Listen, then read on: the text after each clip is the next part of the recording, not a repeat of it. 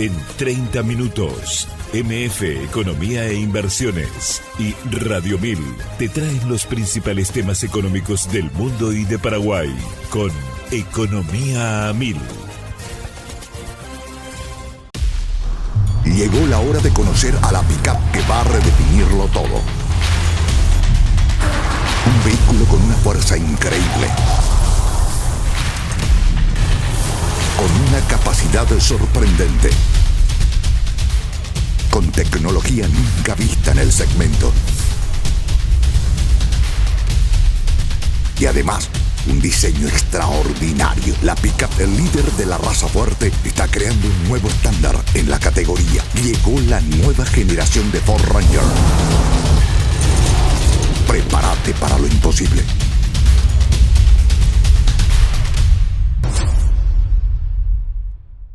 En Economía al Oído, Manuel Ferreira analiza los temas que marcan la economía global, regional y de Paraguay, con una mirada crítica y enfoque claro. Y si buscas noticias y voces claves del ámbito económico nacional, escucha también el podcast Economía a 1000, el espacio de entrevistas y actualidad. Dos miradas, una misma fuente. MF Economía e Inversiones.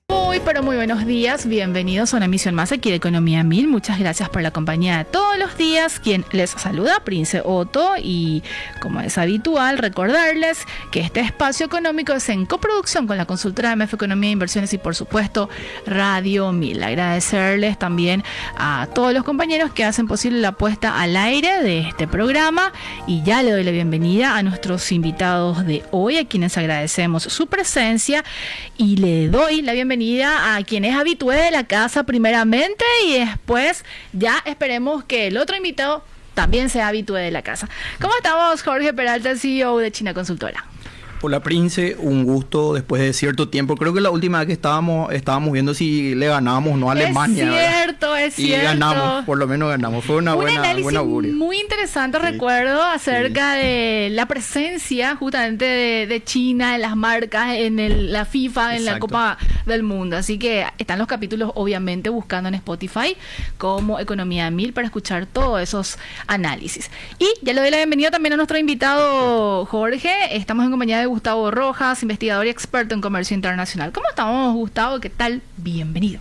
Muchas gracias, Prince, y un saludo a su audiencia. Un gusto compartir ese espacio con ustedes. Gracias, Gustavo. Te pediría que te acerques un poco más para mejor copiar. Ay, muchas gracias. Jorge, este espacio que tenemos de manera mensual, hablando un poco de la importancia, y yo lo bauticé como gigante asiático, y vos me dijiste, me encanta ese término porque es así. Estamos hablando de China a nivel mundial, la presencia de, sobre todo, como una economía tan pujante y que de alguna manera también va marcando lo que pasa en el contexto internacional, y ahí también Estados Unidos, etcétera. Y lo invitamos a Gustavo porque, Jorge. Bueno, sí, Gustavo es un amigo, un técnico en todo lo que es el análisis de lo que está ocurriendo en el mundo, digamos, no solamente de China.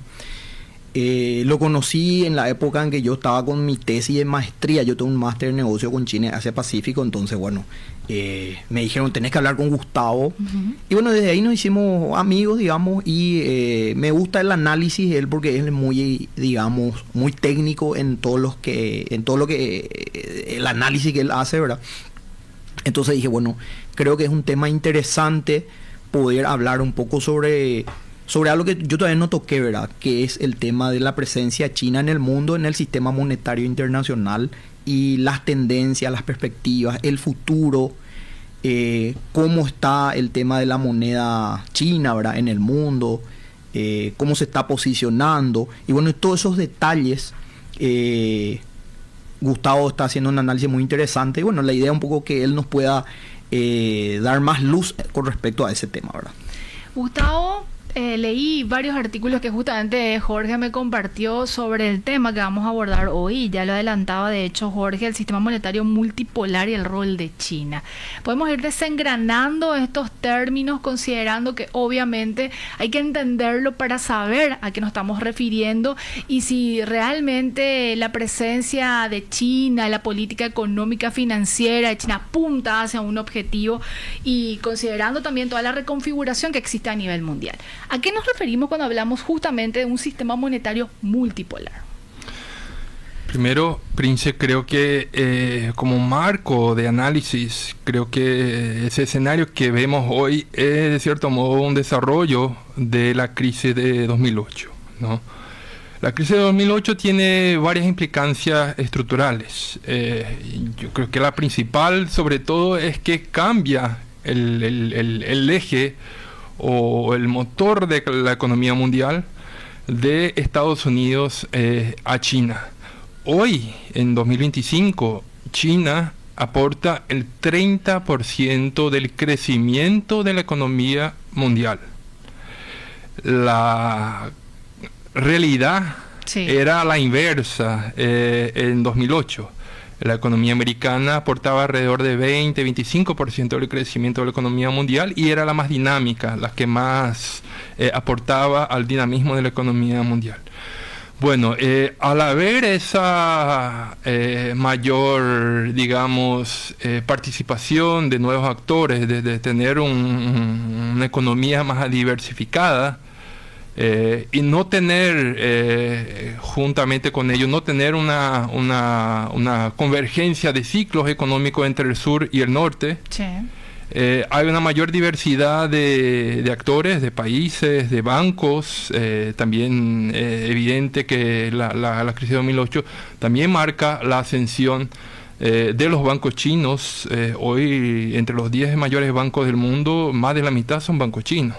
La cara era la inversa también en 2008. Creo que hoy apenas el Bank of America está entre los 10 bancos más grandes del mundo, ¿no? O sea, hay una diversidad, una pluralidad de actores que no había antes, ¿no? Y bueno, y entonces para entender, interpretar la dinámica de hacia dónde va la economía global, nosotros tenemos que incorporar un mayor número de perspectivas y de actores, de intereses y de dinámicas, ¿no? Y hoy lo que vemos es, digamos, una cierta asimetría, una cierta desconexión entre lo que es la política monetaria de los países asiáticos y de los países occidentales, ¿no? Donde la inflación vuelve a retomar en los países occidentales, en los países orientales y sobre todo en China, la cara a la inversa, ¿no? Vivimos un proceso de deflación y eso incide en las tasas de interés y en las oportunidades y los instrumentos financieros diferenciados entre cada área del globo, ¿no? Y la moneda también termina siendo algo clave en el análisis, Gustavo, Jorge, y de hecho tenemos una presentación que nos compartió Jorge, que creo es la tuya. Le pedimos a los compañeros, por favor, el soporte correspondiente del PDF que les compartimos. Y la primera lámina, para ir desglosando, Gustavo, habla del yuan, ya es la tercera moneda del financiamiento comercial. Va ganando terreno y es lo que se puede observar, de hecho, cuando vemos los datos, las estadísticas, y estamos hablando obviamente de fuentes oficiales. Cuando tengan el soporte de la lámina, por favor, la primera lámina que habla del yuan, ya es la tercera moneda del financiamiento comercial. Así es. El yuan, primero creo que hay que destacar algunas características del proceso de internacionalización de China, ¿no? Los chinos y la gestión macroeconómica es muy basada en el largo plazo, sí, y en la visión muy macroprudencial, ¿no? Esa es una realidad. Sí. Ellos tienen una visión de muy largo plazo, ¿no? Por otro lado, hay que tener en cuenta un poco la arquitectura de la economía china, sí, ¿no? Tenemos al China, lo que es onshore, y tenemos a Hong Kong. Hong Kong es como si fuera son dos sistemas diferentes y un solo país, ¿no? Conviviendo, sí. Y eso tiene, esa visión de dos sistemas también se refleja en la economía. O sea, el Hong Kong tiene una cuenta de capital muy abierta, tiene acuerdos de libre comercio con la Unión Europea, con países occidentales, integra a China. Pero a la vez hay un control entre las transacciones financieras entre Hong Kong y China onshore, o China continental, digamos así, ¿Qué hace el gobierno chino? El gobierno chino desarrolla el mercado financiero de Hong Kong como una offshore. Sí. Prueba, hace testeos en Hong Kong, y lo que es exitoso y es prudencial, lo replica dentro de China continental. Hace un filtro primeramente, si funciona o no, para trasladarlo internamente. Claro, clarísimo. va probando, va haciendo un testeo, es un terreno de testeo para limitar la volatilidad y su exposición a la cuenta de capital, porque la cuenta de capital de Hong Kong es abierta y la de China continental es controlada. Clarísimo. ¿Para qué? Para que no haya un contagio financiero entre ambos mercados. Y así va haciendo testeo, va probando. Entonces, el mercado financiero de Hong Kong, creo que ya es el segundo o el tercer mayor mercado financiero del mundo, y es un laboratorio de experimentación del proceso de internacionalización. De hecho, el 80% de las transacciones transnacionales en renminbi, que es la moneda de China, se hace desde Hong Kong. Lo que vemos desde el 2008 con esa adquisición de bancos internacionales, fusiones por los bancos, fusiones, compras de bancos occidentales por los bancos chinos, es una creciente participación del renminbi como moneda del comercio internacional, de las transacciones en el comercio internacional de China con el mundo. Hoy, 1/3 de las transacciones de China con el mundo son realizadas en su moneda, en renminbi. Sí. Y la novedad en los últimos sobre todo a partir de este año, con la ascensión de la crisis, de la inflación en Estados Unidos y por ende el encarecimiento de ese financiamiento del mercado financiero americano, es la creciente atractividad del mercado financiero de Hong Kong también para la emisión de títulos de deuda de gobiernos y compañías del exterior. Interesante. ¿Por qué? Porque tenemos una tasa de inflación de 1.4 en China, con un antecedente de deflación el año pasado, contrastando con la inflación americana ascendente por los conflictos y también por las restricciones a los aranceles, pero también las sanciones cuanto al sistema SWIFT, del sistema de pago, ¿no? Y encima, cuando decimos siempre que el capital es cobarde, siempre se busca un escenario un poco más tranquilo, que es lo que está ofreciendo justamente el mercado de Hong Kong, ¿correcto? Exactamente, un financiamiento más barato. Sí. Y además hay un proceso de devaluación del dólar justamente por la incertidumbre que estamos viendo por las decisiones tomadas por el gobierno americano, por un lado, pero también por el creciente aumento de la deuda americana y por ende con el aumento de la deuda americana también el aumento de la exigencia del pago para seguir administrando esa deuda, ¿no? Este comportamiento de la lámina que estábamos viendo, Gustavo, me gustaría de alguna manera desengranar rápidamente. Estamos hablando de que es la tercera moneda del financiamiento comercial en el contexto que estabas explicando muy claramente. ¿Cuál es la tendencia, considerando la política que se va implementando a nivel económico y financiero por parte justamente de China y que ya va ganando mucho terreno de un tiempo a esta parte, considerando justamente ese momento disruptivo que hablabas del 2018 para adelante? 2008. Perdón, 2008 para adelante. Sí. Bueno, lo que estamos viendo de forma clara es que cuando miramos las reservas internacionales, por ejemplo, no hay mucha modificación de la participación del renminbi como moneda de reserva. Moneda de reserva de los bancos centrales, y eso es una de las capacidades también de la moneda, ¿no? La moneda tiene 3 capacidades: unidad de pago, unidad de cuenta, transacción y también unidad de valor, ¿no? Lo que vemos es que el instrumento de transacción, sobre todo en términos comerciales, vinculado al financiamiento al comercio exterior, viene ascendiendo de forma continua, sobre todo desde el COVID, ¿no? porque ahí también hubo una ampliación de las líneas de financiamiento al comercio exterior desde China, y cada vez más vinculada al renminbi como moneda de ese financiamiento, ¿no? Y por otro lado, desde los conflictos que hubieron en 2019, 2020 en Hong Kong, donde China acusó a Estados Unidos de intervención en sus asuntos externos y por ende vio una amenaza de incidir en el desarrollo del mercado financiero de Hong Kong, China también viene ampliando los mercados financieros internacionales donde existen sistemas de pago y de transacción y de comercio en renminbi. Sí. Viene ampliando sobre todo en Singapur, además de Hong Kong, ¿no? En Singapur, en Londres y en Frankfurt. Son algunos de esos mercados financieros donde se viene desarrollando esa mayor actividad de transacción de divisas y de financiamiento en renminbi, ¿no?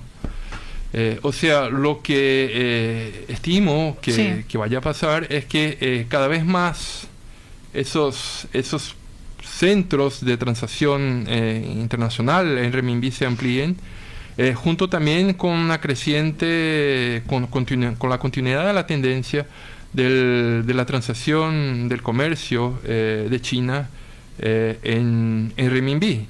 De hecho, si sumamos a Hong Kong y a China como una cosa única, China hoy es el mayor importador y exportador de mercancías del mundo, alrededor de un 20-25%. Entonces, lo que vamos a ver, estimo yo, es una creciente fragmentación, cada vez más un comercio más diverso en términos de monedas. Creo que también vamos hacia un comercio de otras monedas también, no solo de renminbi, muy vinculado también a la creciente digitalización de los sistemas de pagos, ¿no? Que facilita la conversión directa, instantánea de esos pagos sin pasar necesariamente por una moneda intermediaria, como puede ser el dólar, el euro o otra, ¿no? La siguiente lámina, por favor, compañeros. Y aquí hay un comparativo justamente y lo que va marcando esa disrupción que estabas también mencionando, Gustavo, cuando hablamos del financiamiento comercial, auge, colapso y regreso en 14 años. Así que la segunda lámina, por favor, compañeros, es esa. ¿Qué nos muestra exactamente en esta lámina, Gustavo, para la gente que nos está escuchando y también, obviamente, viendo? Claro, sí. Miren que hay dos periodos, ¿no? muy claros de la utilización del financiamiento comercial en renminbi, ¿no? Hoy representa alrededor del 8% del financiamiento del comercio, las transacciones en renminbi, y en el pasado, en 2013, 2015, llegaron a un valor próximo a 9%. Lo que vemos es que a partir de 2018 y sobre todo con el COVID, hay una retomada del proceso de financiamiento en renminbi, que es parte, como le había dicho, de esa ampliación no solo del financiamiento en renminbi desde el COVID, sino que también de la ampliación y el desarrollo del sistema de pagos propio de China, que sería, digamos, el rival del SWIFT, ¿no? Que el SEPS, el sistema de pago de transacciones transfronterizas, que viene sumando anualmente un número creciente de instituciones financieras registradas también en ese sistema de pagos, ¿no? Y a partir de 2022 hay un gran ascenso también por la crisis de Ucrania, ¿no? Hoy, para que tengas una idea, que resultó en la exclusión exactamente de Rusia del SWIFT, ¿no? Y hoy aproximadamente el 97% del comercio entre China y Rusia se desarrolla en monedas locales, ¿no? Interesante. Seguimos avanzando antes de irnos al corte. La tercera lámina, por favor. Esto se titula, Gustavo, de un piloto de este monto considerable en 2009 y bueno, va en aumento ya para el 2025. ¿Qué nos muestra esta lámina? Bueno, ahí, como pueden ver, el continuo ascenso, ¿no?, de las liquidaciones en renminbi, en la liquidación de las operaciones transfronterizas, ¿no? Y es un proceso en continua ascensión, como les había mencionado, y bueno, creo que la tendencia solo seguirá ampliándose, ¿no? Pero miren la exponencialidad de ese crecimiento. Yo creo que... Y en corto tiempo. Y en corto tiempo, justamente. Sí. De 3.600 millones de renminbi a 70 billones de renminbi del 2009 al 2023. 2025. Es impresionante el salto. Y esto, imagino, va a ir también en ascenso. Sí, así es la tendencia. La siguiente lámina, por favor, compañeros. 1/3 del comercio exterior chino ya se factura en yuanes. Estos datos también son más que interesantes. Claro, lo que les he mencionado, ¿no? Vean el continuo crecimiento, ¿no? Y la exponencialidad. O sea, en casi 9 años se duplicó entre 2011 y 2022. Pero desde la salida del COVID, como ven, hubo un aumento de más del 50% en apenas 3 años, ¿no?, de esas transacciones. O sea, cada vez más el crecimiento es más grande, ¿no?, y es más rápido, más acelerado. ¿Esto sorprende, Jorge, o es lo que se esperaba con todo lo que se viene haciendo también desde China? Y yo refuerzo lo que digo ahora de su política económica, financiera, y ayudando de cierta manera también a Estados Unidos con lo que viene tomando de decisiones. Sí. Por decirlo así. Bueno, no recuerdo quién decía, un sabio, que se me fue el nombre ahora, pero decía, bueno, no le interrumpa a tu enemigo cuando está cometiendo errores, ¿verdad? Entonces China está esperando y bueno, sí, se está dando esta situación. No sé si, porque dijiste que ibas a ir al corte. Sí. Ir primero y después, para dejar un poco ahí picando. Me parece genial. ¿Cómo esto puede dar ventajas para aquellos que son importadores?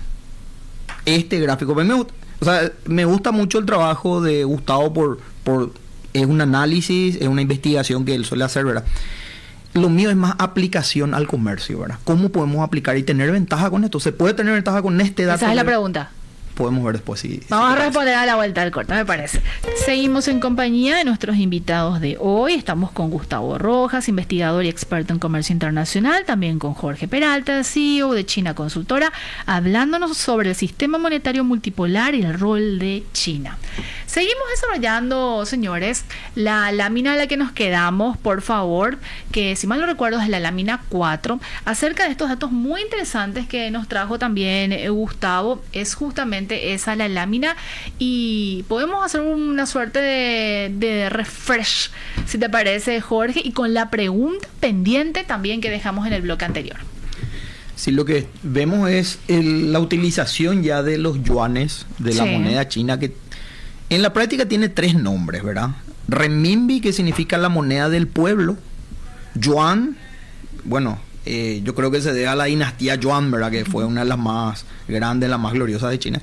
Y también se usa en término coloquial, el chino de la calle dice mucho kuai también.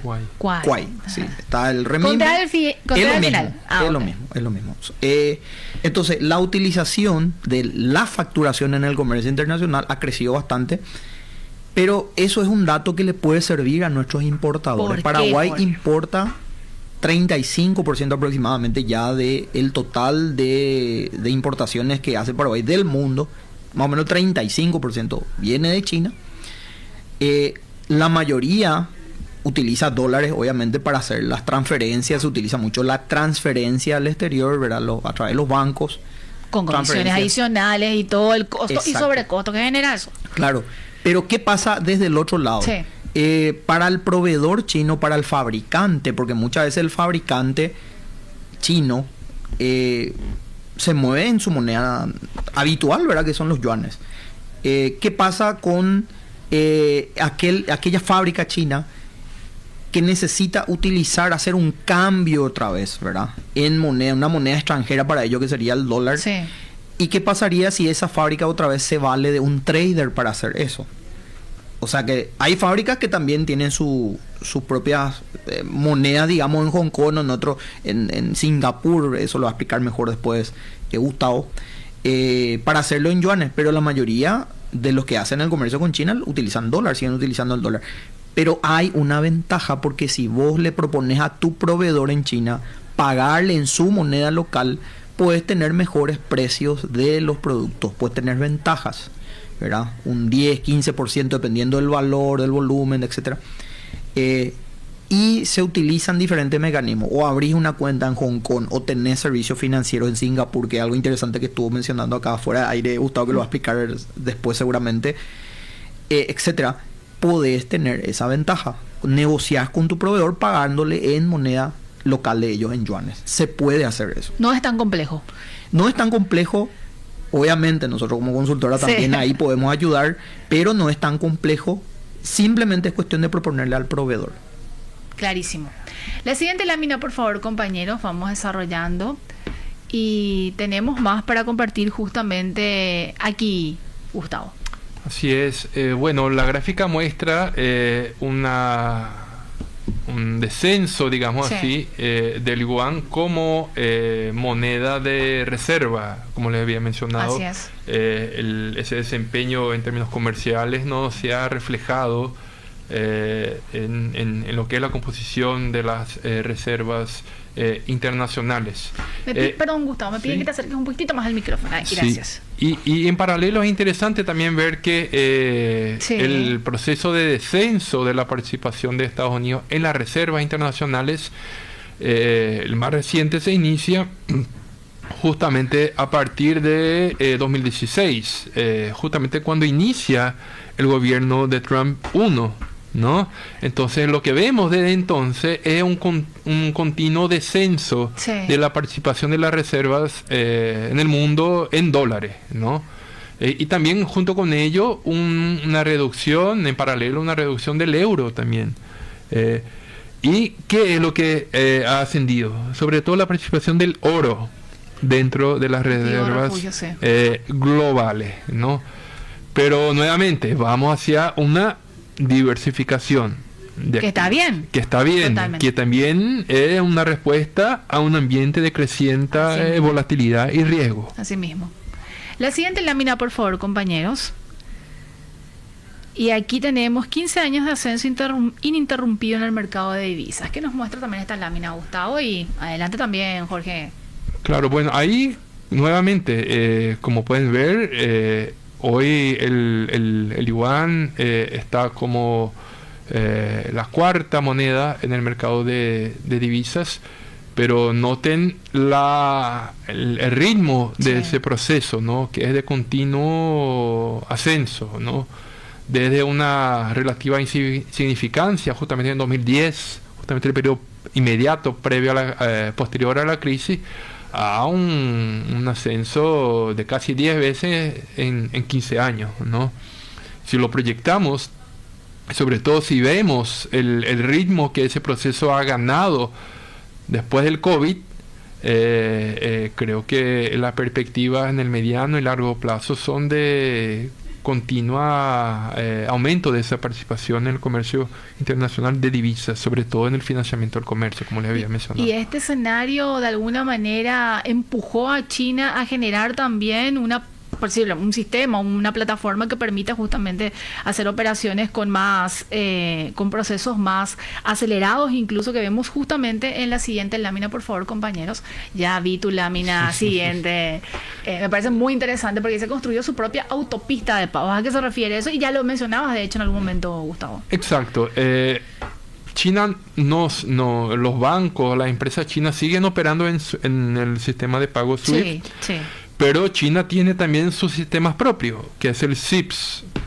Y como pueden ver, ese sistema viene presentando un continuo crecimiento, tanto del volumen de transacciones transaccionadas por ese sistema, como por el número del valor de esas transacciones.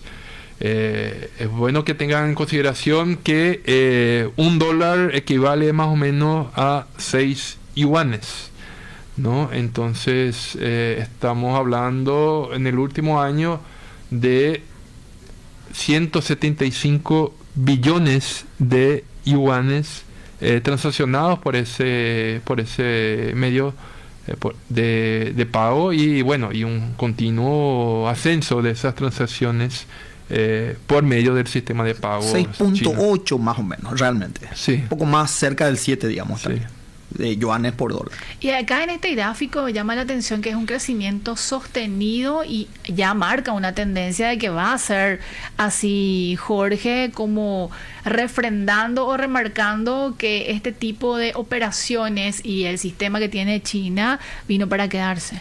Y yo creo que es por la robustez que tiene China en su economía, ¿verdad? Si bien hubieron vaivenes, pero se muestra muy robusto el sistema económico chino, y eso genera también confianza, porque una cosa, alguien podría preguntar, pero ¿es seguro este sistema paralelo de China? ¿Es seguro? ¿Qué tan confiable es, verdad? Bueno, los números hablan, ¿verdad? Los números hablan. Todo el mundo hace negocios con ellos, todo el mundo comercia con ellos, entonces es simplemente el medio que va a utilizar, ¿verdad? Y esto muestra esa tendencia. Yo creo que también es importante remarcar la aversión que tienen los asiáticos, pero también los chinos, a la volatilidad cambiaria, ¿no? Yo creo que es un dato no menor y trascendental para ellos en la gestión de la cuenta de capital, y en un mundo de creciente volatilidad, un creciente factor de atractividad, ¿no? Totalmente.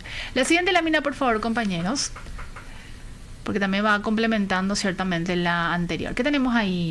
Bueno, ahí tenemos, a partir de 2022, China desarrolla su sistema de moneda digital, y nuevamente vemos ahí un continuo crecimiento de las transacciones en esa moneda. Y también tenemos el Project Bridge, que es un sistema de pagos que reúne algunos países de la región en moneda local, como por ejemplo Hong Kong, Tailandia, Emiratos Árabes y Arabia Saudita, donde, crecientemente las transacciones son realizadas en monedas locales. Y la siguiente lámina también me llama sobremanera la atención, los bonos panda, Gustavo. Adelante, Jorge, también, si de repente... Bueno, en política China habla mucho de la diplomacia del oso panda, que realmente China, para hacer en son de paz, digamos, envía un oso panda literalmente a otro país, ¿verdad? Y bueno, es como un animal símbolo para ellos. Entonces yo creo que por eso le ponen un nombre simbólico a lo que son los bonos panda, ¿verdad? Claro, como le había mencionado, sobre todo desde la guerra, ¿no? de Ucrania, y de la recuperación del proceso de COVID, venimos viendo una manutención de la inflación internacional, la inflación mundial, en niveles elevados, ¿no? Por distintos factores, inicialmente por la recuperación del COVID, después la guerra, y ahora, esos nuevos conflictos involucrando un bien estratégico como el petróleo, el traslado del efecto de traslado de precios a la economía global, y también, la incertidumbre en cuanto a las reglas del comercio internacional a través de los aranceles, y de ese rediseño, esa anarquía que estamos viendo en el comercio internacional a través de la imposición de aranceles por parte de Estados Unidos, y en paralelo también una inactividad de los órganos de la OMC, ¿no? Y junto con ello hay un contraste que es la inflación o la deflación vivenciada en China, donde bienes estratégicos como energía y alimentos, que son el core de ese proceso inflacionario, son extremadamente administrados en China, lo que les permite a ellos mantener controlada esa inflación y con ello la manutención de tasas de financiamiento local atractivas y de largo plazo, ¿no? Y eso en un contexto de creciente riesgo, de creciente aumento del costo del financiamiento, sobre todo en el mercado americano, viene atrayendo creciente interés de gobiernos y también de empresas, compañías occidentales, para emitir un creciente número de bonos de deuda en renminbi en el mercado chino. Para que tengan una idea, Suzano, que es una de las grandes gigantes de celulosa del mundo, acaba de emitir un bono de 3 años en renminbi con una tasa anual de 2.8%. Es bajísimo. Bajísimo. Y si pensamos en títulos soberanos, la tasa sería aún menor. Se estima que Brasil vaya a emitir próximamente algo 10 años, una tasa inferior a 2 años. Comparando con las tasas que paga el Tesoro paraguayo, por ejemplo, hoy, superiores a 4 o 5, bueno, hay una creciente diferencia, ¿no? Impresionante cuando vemos ya cuánto el costo financiero. Y lo que mencionó Gustavo en cuanto a cuál es el atractivo acá, porque habla de que sale más barato. Sí. Bueno, en 1,5, entre 1,5 a 3 máximo, digamos, podrían ser, ¿verdad? Justamente yo tengo el caso del prospecto de Suzano International Finance, bonos Panda, hasta 1.500 millones de yuanes, de renminbi. Suzano International Finance, Países Bajos, Holanda, 21 de octubre del 2025, ¿verdad? El prospecto está en chino y tiene 38 páginas y es muy interesante porque realmente es una alternativa de financiamiento. Cuando ya hablamos del sistema de financiamiento, ahí tenemos que analizar lo que se llama el Washington Consensus y el Beijing Consensus, ¿verdad? El consenso de Beijing y el consenso de Washington en cuanto al financiamiento internacional. Acá ya empezamos a hablar, hace rato veíamos el sistema como un sistema monetario, acá ya empezamos a hablar del sistema de financiamiento, ¿verdad? Muy importante.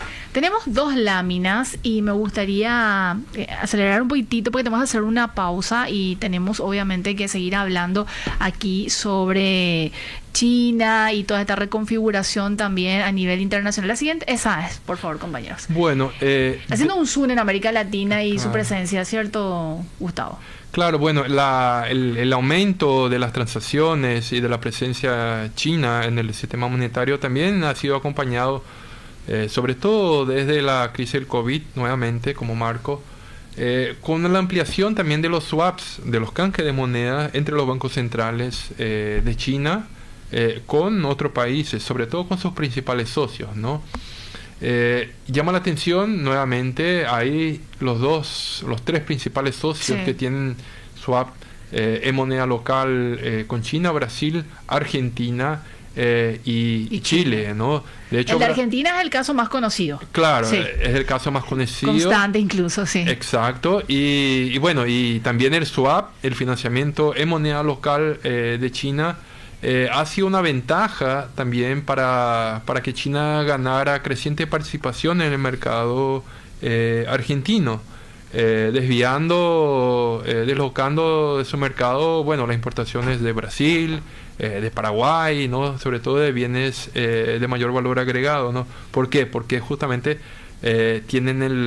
ofrecen el financiamiento en su moneda en un país, bueno, donde hay una escasez de divisas internacionales. Y que tiene presencia de bancos chinos también ahí. Es cierto.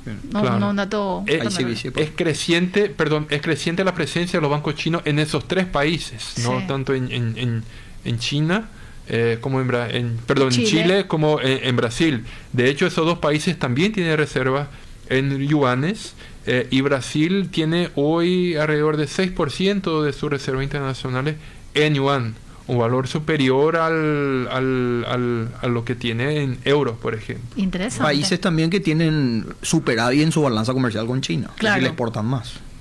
Caso Paraguay. No, exportan más. Me refiero a Brasil y Chile. Okay. Superávit en la balanza comercial. Sí. Claro. La siguiente lámina, por favor, compañeros. Bueno, ahí para que puedan ver un poco de qué estamos hablando, ¿no? Sí. 33% del comercio total de China en yuanes, Pero cuando miramos determinados flujos bilaterales de comercio, vemos que, por ejemplo, el 100% de las importaciones de productos chinos por la Argentina ya es realizada en yuanes. El 40% del comercio bilateral entre Brasil y China ya es realizado en yuanes. Y bueno, el 99% del comercio con Rusia y China es realizado en monedas locales, yuan más el rublo, ¿no? Claro. Y acá, bueno, cómo eso también nos puede impactar, ¿no? Hoy Brasil registra el mayor superávit comercial bilateral con China entre todos los socios comerciales de China en el mundo. Estamos hablando de aproximadamente 25-30 mil millones de dólares en un contexto donde el 40% se realiza en yuanes. Entonces, ¿qué está pensando, por ejemplo, el gobierno brasileño? Bueno, yo tengo un superávit continuo, sistemático y transacciones crecientemente desarrolladas en yuanes. ¿Qué hago con esos yuanes? Claro. ¿Cómo reciclo esos recursos, ¿no? Y ahora, bueno, se está dialogando cómo generar emisiones tanto en China como en Brasil en yuanes para diversificar también la fuente de financiamiento tanto del sector público como del sector privado y reducir con ello a través de la diversificación de riesgos cambiarios. Y no estamos hablando de cualquier economía, estamos hablando de una gigante aquí en la región. Seguimos en compañía de Gustavo Rojas, investigador y experto en comercio internacional, y también con Jorge Peralta, CEO de China Consultora, en estos últimos minutos del programa. Gustavo, reflexiones finales, ¿hay algo con el tema Singapur, ventanas, oportunidades? Claro, bueno, primero gracias por el espacio, yo creo que disfruté mucho de ese espacio de reflexión acá conjunta con ustedes, y bueno, bajando un poco a tierra todo eso, bueno, ¿cómo podemos operacionalizar, beneficiarnos un poco más de eso, ¿no? Llamo la atención para lo que le acabé de mencionar, ¿no? Sí. Singapur es, sobre todo después del COVID, un creciente centro financiero de las transacciones en renminbi. Y el Mercosur desde ese año, sobre todo Paraguay, fue uno de los primeros a ratificar el Tratado de Libre Comercio entre Mercosur y Singapur. Y un tratado que contempla también servicios financieros entre sus distintas y variadas modalidades contempladas por el acuerdo vigente. Así que sería muy interesante que las empresas paraguayas pudieran explorar más el mercado de Singapur, el mercado financiero, tanto para financiamiento como para las transacciones intermediadas con China, teniendo en cuenta también el rol estratégico que Singapur desarrolla, no solo en términos financieros, porque junto con Hong Kong es uno de los grandes centros financieros de Asia, sino también por su rol de punto de hub comercial. Es uno de los grandes puertos globales del mundo y un gran intermediario, un gran entrepuesto de transacciones con todo el sudeste asiático, ¿no? Para que tengan una idea, estamos hablando de una isla minúscula, pero que hoy el segundo mayor mercado asiático de Brasil en el mundo. Un mercado mucho más grande en términos de destino de volumen de exportación que Japón o Corea. ¿Por qué? Porque en Singapur están muchas traders que hacen operaciones con todo el sudeste asiático. Y muchas de ellas son chinas. Gracias, Gustavo. Y antes de irnos, y creo que temas como estos también se van a poder hablar, conversar en este próximo evento, Jorge. Le pedimos el soporte a los compañeros del flyer, justamente. Muy interesante. Estamos hablando del China Business Summit Ciudad del Este, ¿correcto? Correcto. Bueno, muchísimas gracias una más, Prince. Ahí tenemos justamente. Sí, nada más comentar e invitar también a la audiencia, a los que quieran participar de este evento, que en realidad es un evento más comercial, no es tanto un evento, digamos, de análisis, de economía, aunque sí vamos a tener algo de seguro eso. el intercambio, sí. Sí, seguro vamos a tener algo, ¿verdad? Como una introducción a lo que es el comercio internacional, específicamente con China, pero un poco más, la dinámica va a ser un poco más pragmática, ¿verdad? Va a ser de tener intercambios en el tema comercial, de información, de las últimas tendencias en el tema de innovación tecnológica de China, ¿verdad? Si bien no van a estar presentes físicamente empresarios chinos, bueno, capaz alguno que esté por Ciudad del Este, por FOS se acerca, ¿verdad? Pero sí vamos a tener, digamos, en el área, por ejemplo, de robótica, paneles solares, sistema de estacionamiento inteligente y otras tendencias tecnológicas con China, vamos a tener virtualmente presencia de algunas empresas chinas y bueno, ver las oportunidades que hay porque mucha gente no puede viajar allá, no tuvo la oportunidad, ¿verdad? Es un tema muy lejano probablemente para mucha gente, entonces en ese evento lo que pretendemos es acercar un poco esas oportunidades a los empresarios, no solamente paraguayos, sino también ya de la región, ¿verdad? Claro. Porque estamos teniendo gente interesada en visitar y bueno, ahí tienen la información correspondiente. Entrando también en nuestra página o en Instagram de China Consultora también van a tener más información. Perfecto, es www.chinaconsultora.com, ¿correcto? Así mismo, el 18 de agosto el evento en el Hotel Marambaya de Ciudad del Este. 18:30 horas. 18:30. Correcto. ¿Todo se puede hacer vía virtual o es necesario hacer un contacto y después ir? El evento es presencial. Lo que me refería es la interacción con las empresas. No digo las inscripciones. La inscripción y demás se puede y hacer todo virtualmente. Sí, hay un QR ahí en el flyer que mostramos. Hay un QR y bueno, ahí pueden tener la información. Clarísimo. Señores, muchísimas gracias por el tiempo. Venir a compartir aquí amplios conocimientos con la audiencia y bueno, seguir aprendiendo también en este espacio. Que tengan un excelente día. Igualmente. Estuvimos con Gustavo Rojas, investigador y experto en comercio internacional, y también con Jorge Peralta, CEO de China Consultora. Llegó la hora de conocer a la pickup que va a redefinirlo todo. Un vehículo con una fuerza increíble, con una capacidad sorprendente, con tecnología nunca vista en el segmento. Y además, un diseño extraordinario. La pickup, el líder de la raza fuerte, está creando un nuevo estándar en la categoría. Llegó la nueva generación de Ford Ranger. Prepárate para lo imposible.